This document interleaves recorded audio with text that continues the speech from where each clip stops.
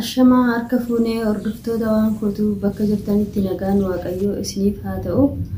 Akkam jirtu nagaa keessanii nageenyi badhaadhaa jiruuf jireenyi akkamii kan biyya keessallee jirtan kan biyya alaallee jiraattan akkam jirtanii ani nagaa kiyyaa. Har'a yaada xiqqoo takka isiniif qabadhee dhihaadhee jira jechuudha.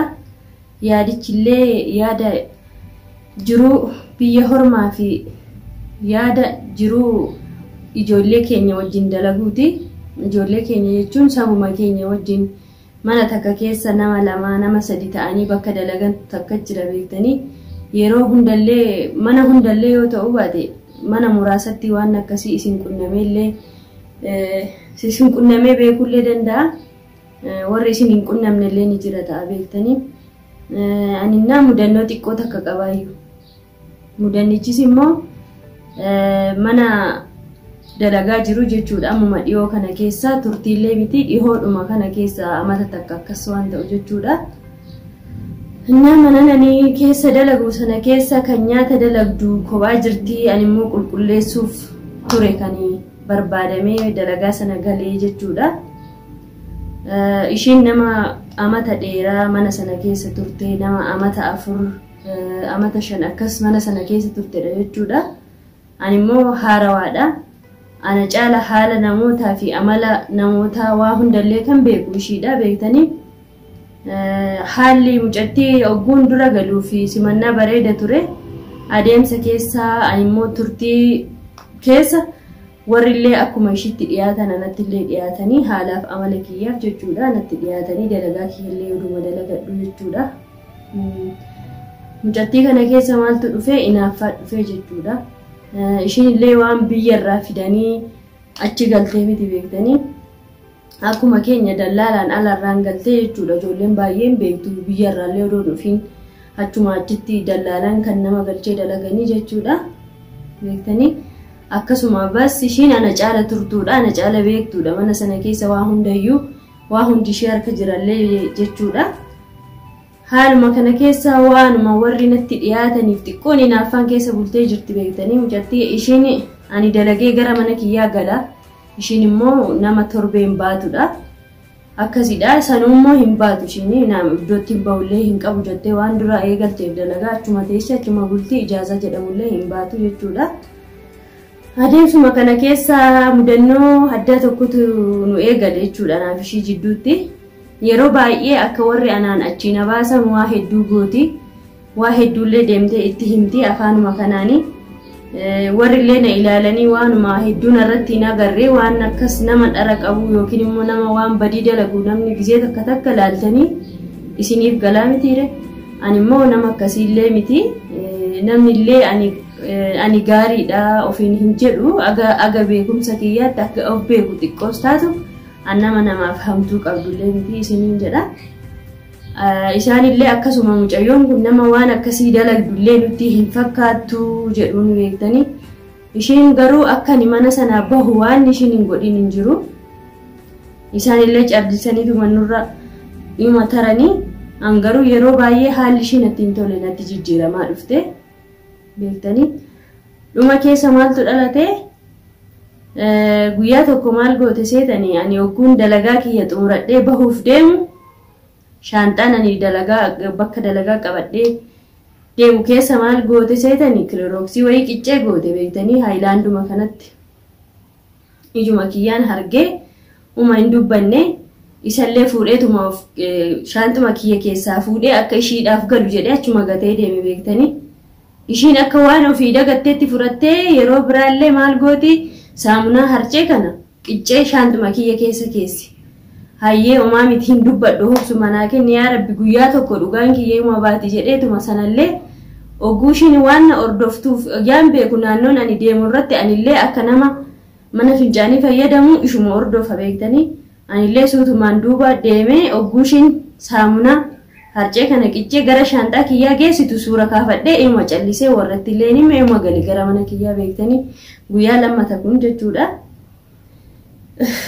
Guyyaa sadaffaa immoo maaltu uumame fudhatteetuma galte seetee ishiin saamunichumallee fuudheen gallee bakkuma biraa dhoksee achuma manuma sana keessa kaa'ee hin agarree ishiin akka waan saamunicha illee fudhadhee deemee warraan guyyaa tokko saabunaa doo fudhattu hargeeni mucayyooni guyyaa takka immoo kilorooksii doo fudhattu hargee jetteeni yoo feetan iyyuu anatu isin agarsiisaa jettiin warraan beekte homaa miti jedhani warri waanni kun waan guddoo miti waan xiqqoof waliin basaasinaati jedhanii yaani araboonni akka nama keenya dharaa fi shira walirratti hin dalagan beektanii namni keenya garuu biyya ambaarratti illee nuti nama hunda doon ta'in namoonni muraasni biyya ambaarratti illee garaa waliif ilaafnu waliif yaannu beektanii dabarsinee nama ambaaf wal kennina na akkasuma jedhoo jennu walumaan odoo hojjennu warri gaa kanaan illee amantee ishiirraa furatanii ana dalagaa kiyyarraallee nan baafne maaliifu ani dubbadhullee waa isaan faanallee haasaa hin qabu wajjin qaaqa hin qabu dalaguma kiyya qofa dalagee oguu sa'a kiyya gahe hima ba'ee gara mana kiyyaa deema beektanii oguu isheen amma saamunaa harcee sana hunda gootu sana ani suurallee godhadhee saamunichallee achuma kaa'ee ishiin akkasumaanuu maalumaaf warri kun hin baafne mucattii kana akkamuma godhee dalagaa ishiirraa baasu jettee mataan ishii kun mashquula ta'ee jira beektanii dhugaa isinitti mee warri arabaa kun yoo nu miidhan yoo nu waan fedhan nu godhan nama keenyaa miti namni keessa oguu akkas isin godhu odoo isin taatanii maaltu isinitti dhagama dhugaa rabbii jechuudhaan baay'ee gaddee baay'ee illee na ajaa'ibellee baqqaanii namni waan akkasii natti yaada yookiin namni immoo shira akkasii natti dalaga illee yaadu ani immoo namaaf illee yoo namni tokko badii dalaga illee dabarsee nama ambaaf hin kennu dhugaa dubbatuudhaaf jechuudha. Dhumarra maal akka goote beektu mucayyoon waan hin amanamneef waan hin yaadamne jechuudha. Warri waan xixiqqishuu kanaan omaa miti dhiisanii nurra taranii miti nu taajjaban illee nu taajjabu nama ambaati isaanii. Ishiin ambatti dabarsitee nu kennite. Nyaata illee akka namni nyaatu hin feetu nyaanni kun waa keenya moo waan kan abbaa keenyaati horoo abbaa keenyaa iyyuu gannee baane biyya hin feetu mucayyoon kanallee beektanii ani waan hundayyuu waan mana kiyya galuuf dalagadhee waan galuu heeduufan baay'ee lolallee qaaqallee hin feene akkasuma doo jennu guyyaa dhumaa bakka maal goote ani maal jedhee isinitti mullee dhugaa baay'ee nama saalfachiisaa baay'ee nama gaddisiisallee mudannoo hin jirredha beektanii waan ani hin qabnedha mudannoo addaati garuu beektanii dhumarra maal gooti mucayyoon haati manaa jechuudha maadaamiin keenya qaama ishii dhiqachuudhaaf warqiiwwan ishii kan qubaallee kan mormaallee hundallee baaftee duulaaguma bakka qulqulleessu sanarra keessee jechuudha ani garuu baay'eellee quban qabu oguu waa hunda dhumarra rageenyudha jechuudha kan kanallee beeke maal gooti warqiiwwan sanallee hundayyuu walumatti martee maal akka goote mucayyoon shaantuma kiyya keessa beektanii oggasullee waan ishiin hordofan bakka waan dhara waan irratti argaa jiruuf bakka ishiin deemtutti ishii hordofa naannuma tokko dalayna manni nyaatatti dalagduuf mannani qulqulleessu waluma bira beektanii sa'aatiin ani ba'u irratti immoo waan ishiin akkas gootu kun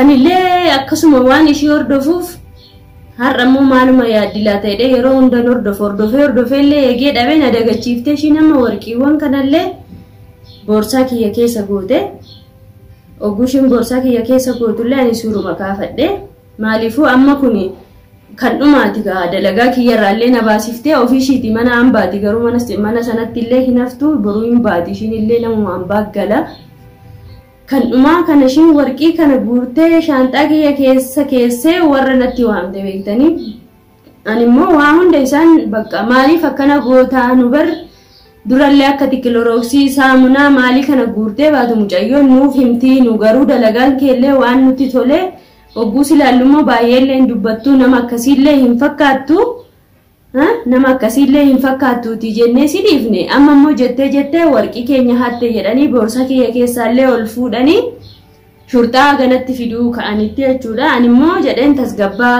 ani warqii keessanillee naannee waan ishiin kana dura isinitti qaaqaa baate hundallee ani hin goone ani immoo akkan hin goone ofitti amanamummaa qabaa jedheen beektee hin kakattanaan jedhani hin kakadhallee kakaarrayyuu immoo hin qaba waan ishiin godhaa turte hin qaba jedhee suuraawwan sanallee hunda itti agarsiisee takkaan beeka suuraawwan sanallee itti agarsiisee kan warqii sanallee itti agarsiisee dhumarra maaltu dhalate beektanii waan jettus dhabdee waan jettus wallaaltee rifatteellee ishiin ana baasiftee kan amata afurachi waan jiraatteef ani immoo waan waggaa takkitti isaan bira dalage akka hattuun agoosiftee ana na baasisuuf ture yaanni ishii beektanii garuu dhumarra maaltu uumame warqiin sunis wanti ishiin hatte jettu sun guutuun kijiba ta'ee suuraan ifaan waan itti mul'iseef warri immoo jedhaniin ati ishii miti kan ba'u mana kana ishii miti situ baa maaf kana guutuu gootaa maal si gootee jedhaniin beektanii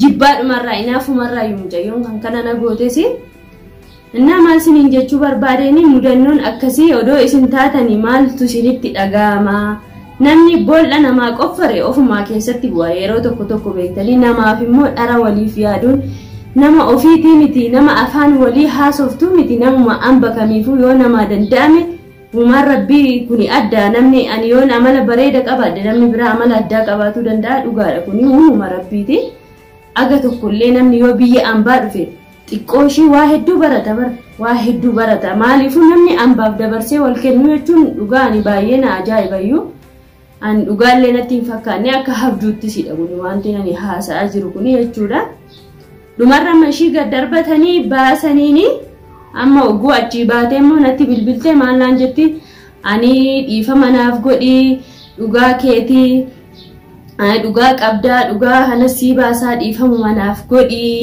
dalagaallee naa barbaadi na galchi jettee magaalaa kana keessa olii gad deddeemaa jirti jechuudha odoo isin taatanii dhiifama gootanii mucattii kana ofitti fiddumoo akkuma deemte ofirraa fageessitanii hambiftuu gaaffiin kiyya kana sagalee kiyya kana guutuu viidiyoo kiyya kana guutuu dhaggeeffadhaatii waan dhugaa jirtuu fi waan karaa qajeelaa taate isin koomantiin naa barreessaa hordoftoota waan kootu waan isin naan jettan obboleeyyan kiyya lammiiwwan kiyya ijoollee biyya kiyyaati anarra immoo ijoolleen daran hayyuun hin jirtanii namni gaariin hin jirtanii namni karaa qajeelaa nama gorsitan hin jirtanii wal gorfannee mee odoo isin taatanii mudannoon kun odoo isin mudate mee deebiin keessan maalidha an deebii keessanii fi yaada keessan koomantii jalatti naakaa galatooma bakka jirtanitti nagaan waaqayyoo isiniif haa baay'atu aga dandeenyetti ijoolleen biyya tokko ijoolleen naannoo tokko wal jabeessinaa wal jajjabeessuu malee wal dabarsinee wal akka hin kennine mana ambaatti keessatti mana ambaatti wal dabarsitanii hin kennina waliif yaada darara yoo taate kan warra ambaa kanaayyuu nugaa beektanii isin immoo waliin dararina wal jaaladhaa yaadaa fi yaada keessan koomantii jala naakaa galatoomaa bakka jirtanitti nagaan isiniif haa baay'atu. Assalamu alaikum.